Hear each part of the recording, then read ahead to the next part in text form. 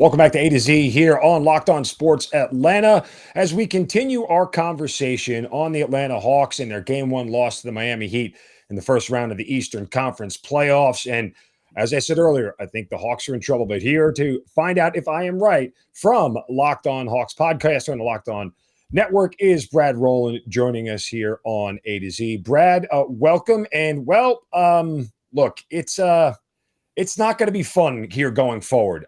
From what I saw in Game 1, and look, I fully admit, the Hawks were a victim of a situation where they traveled to 3 cities in the course of 6 days and played 3 games, 2 of them elimination games. They were emotionally and physically spent. I get that.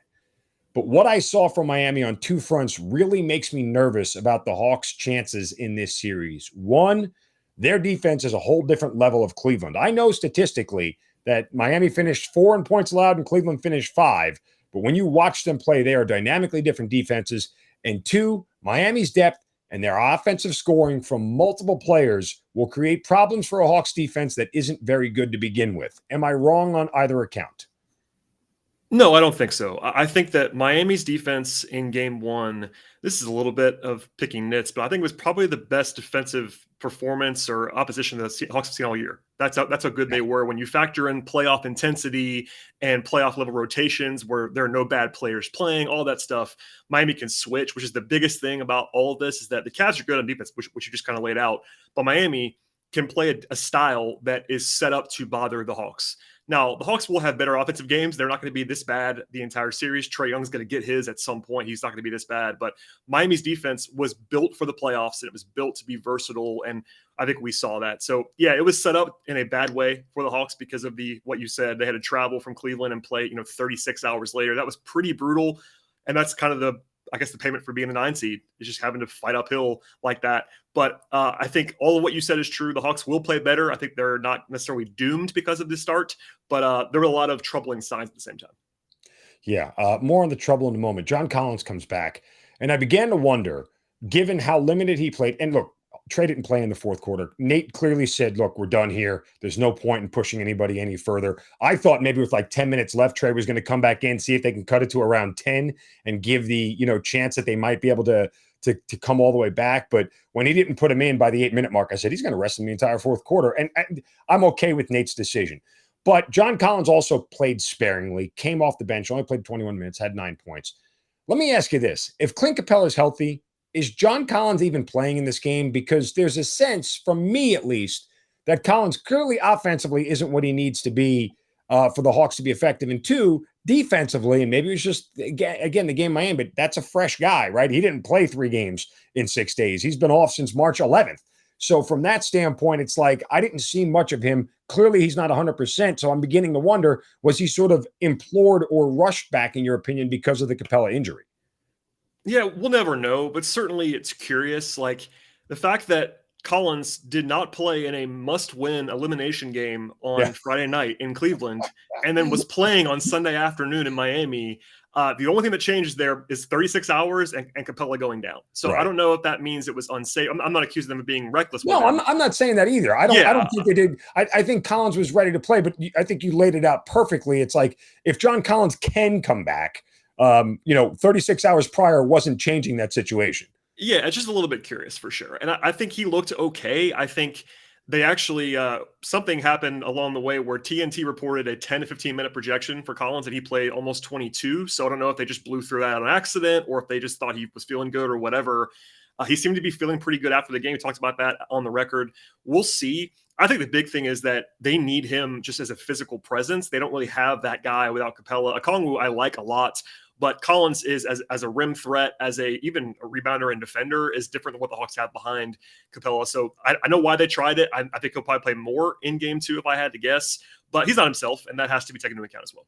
Yeah, and I think all those things defensively about what you said are true, but for me, Collins' effect needs to be more profound on offense. I mean, the game 1 strategy, and again, all things taken into consideration about the Hawks being tired and travel and everything, but they basically locked down on Trae and said, go ahead, I dare anybody else to beat us, right? And this is what leads me to a problem for the Hawks is their depth versus Miami's depth. Like Miami's rotation literally can be 9 guys deep, and they don't seem to miss a beat. After you get to Bogey for the Hawks, Bogdanovich on the bench, there's not really anybody else like, of threat. And Collins offensively, will draw attention that will make things easier for Trae because he's a legitimate 20-point scorer when he's healthy, and teams have to respect that. With him not being 100%, I still feel like the Heat may say in game 2, go ahead, John Collins, let's see how healthy you really are. If you put up 25 against us, we'll readjust for game 3, but we're willing to say we're going to let anybody beat us but Trae Young. Oh, sure. That's got to be what Miami does. That's what every team's going to do. Until other guys beat them, Trae is going to be forced to not be the primary guy. Of course, against Cleveland, he was able to overcome that and got super hot in the second half, all that stuff. But every single opponent, including Miami, is going to make other people beat them other than Trae. And I think maybe they start Collins in game 2 if he's able to play more minutes, and maybe that sort of unlocks some stuff because he's their best rim threat. Maybe that sort of makes it harder to switch on them. He can slip screens and do stuff that Capella can sometimes do. But certainly they don't have a ton of depth in this series without Capella. Collins being back does help them, but they have 8 guys. I mean, we saw them go to 9 in the second half when they played TLC, but they were already down by 20 points. So they really have 8 guys they trust in this series, and one of them in Collins is limited. And offensively, it was a nightmare for everybody. But when Gallinari is your best offensive player in a game, which is what happened in game 1, he was the only guy on the team that could really do anything on offense. That's tough because then he kills you on defense. That's the thing about Gallo, is that you can't hide him on defense. So trying to find a lineup or two even that can play both ends of the floor is a big challenge. Yeah, I mean, look, I at this point, Brad, I kind of feel like a gentleman's sweep is like right in the future. And I'm not being negative about them, just being realistic, and everybody talks about last year and the run that they made. The difference is last year they were a 5 seed. They had a much easier opponent in the first round, and they caught a Philadelphia 76ers team in the second round that clearly was flawed, as we know now, looking back on it. And again, I don't want to take anything away from the Hawks doing that, but still, this is a much different animal getting past the number 1 seed in Miami, who's well rested and has a star like Jimmy Butler as opposed to the Knicks and Julius Randle. So I don't know if I'm just sort of hedging my expectations here, but it doesn't look good. Game 1 doesn't make me feel good. I'd have to see a completely different effort in game 2 for me to turn around my sort of feelings that this might be quick and painless. I can see both sides. I think that I'm tempted to kind of not throw out game 1, but the margin of defeat does not really worry me that much. Agree. It's just that there were the signs that we talked about, especially Miami's defense is a little bit scary in this matchup. And generally, I would say, even as I'm not even the biggest believer in Miami compared to other people, but I think this is also their most difficult opponent in the last 2 postseasons for the Hawks in particular. We saw Philadelphia's glaring weaknesses. They had to play drop coverage against Trae, all that fun stuff from last year. Miami's defense in particular is the best unit they have seen in the playoffs in 2 years. And that is a challenge. It's also, like you said, they had to come out of the play-in. They've had to expend energy. You have Capella out. They have all of these question marks.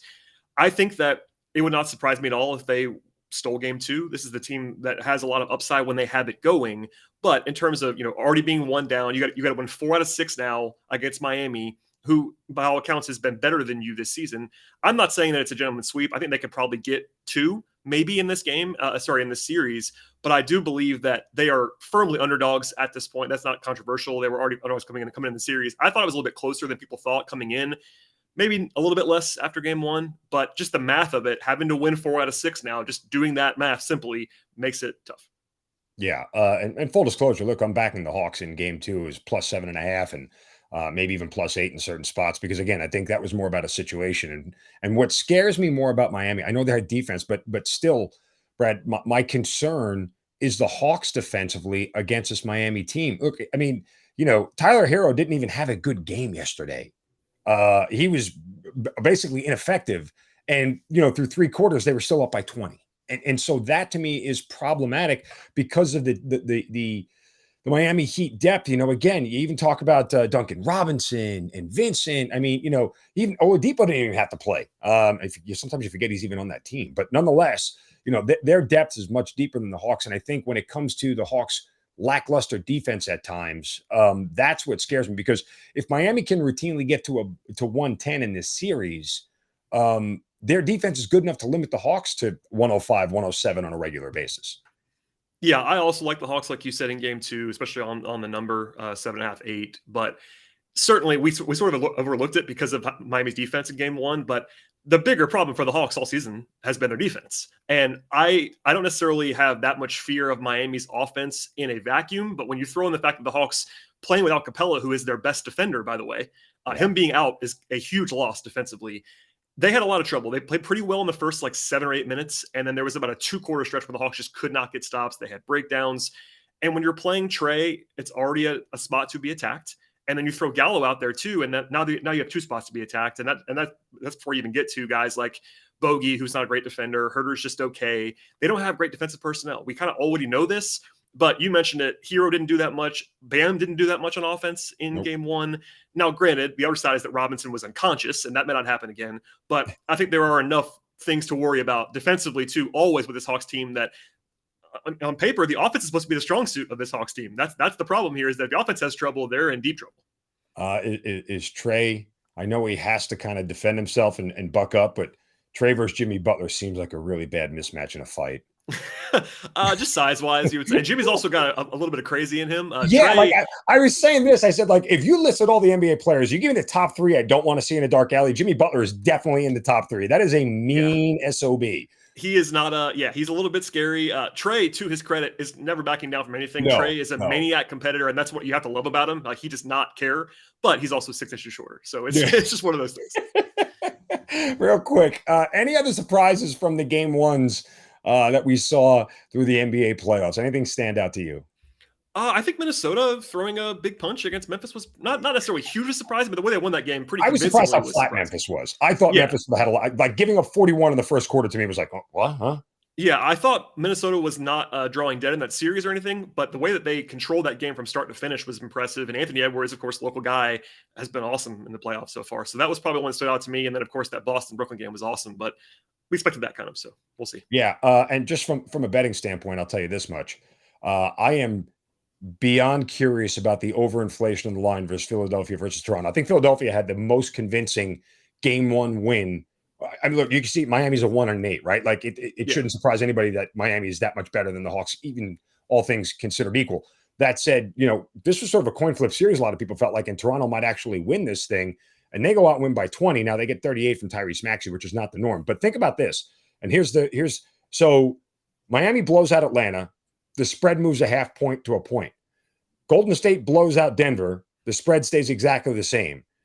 Philadelphia blows out Toronto, and the spread nearly doubles. It goes up 2.5, almost 3 points. I think it's a massive overinflation in that line. I'm back in Toronto in game 2, just as a heads up. Yeah, I don't mind that. I think Toronto's got some injury stuff, which might contribute a little bit to that spread change. But certainly, you'll see an all-in effort from Toronto, and that's a resilient team. They're well coached. They'll probably have some wrinkles to throw at them. And Philadelphia was basically just perfect in game 1 in a way they won't be again. So I don't hate that at all. No. He's Brad Rowland of Locked On Hawks. Make sure you check out Locked On Hawks podcast. Follow him at BT Rowland. Always great to talk to you, brother. Thanks for the time. I'm sure we'll do this again. Hopefully, we got a much longer chance to do this again as the Hawks stay in this postseason gig. So appreciate the time as always, brother. Let's hope we'll do it again. Thanks, Mark. Yeah. All right. Thank you. All right. Coming up next, we get into another mock draft for the Falcons and Freddie Freeman. Braves will see him again real soon. That's next right here on Locked On Sports Atlanta. Follow us on Twitter at Locked On ATL. Follow me at Mark Zinno. Free on YouTube and wherever you get your podcast, search Locked On Sports Atlanta. We'll be right back.